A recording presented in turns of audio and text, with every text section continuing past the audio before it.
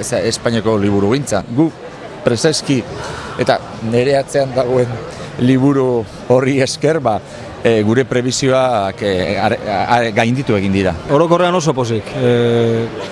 Ibili da, gure kasuan diskoa ibili da, biona ibili da, eta etxea pozarren. Pizka kantzauta bebaiz, egunero pasagara, egunero ez gara egon hemen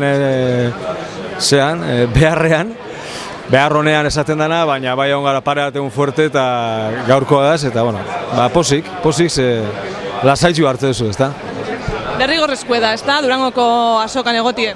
Derrigorrezkoa ez da, baina bultzada mototza zu diskoan, ezta? Hori Holanda.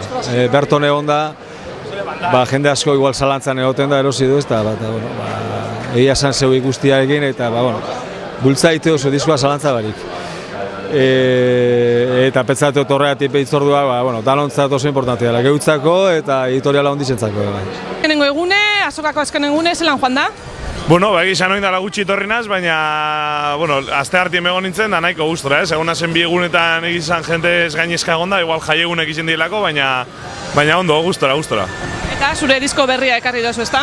Bai, bueno, haize berri bat disko aurkezten eta egia esan, bueno, oraingoz nahiko sinatzen eta da oso gustora, disko barriakin da posik, protagonista izaten, Durango azokan.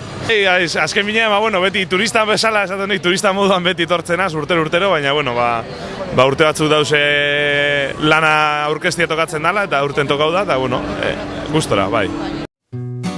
Tradicional y vanguardista, así es la cocina del restaurante Covica.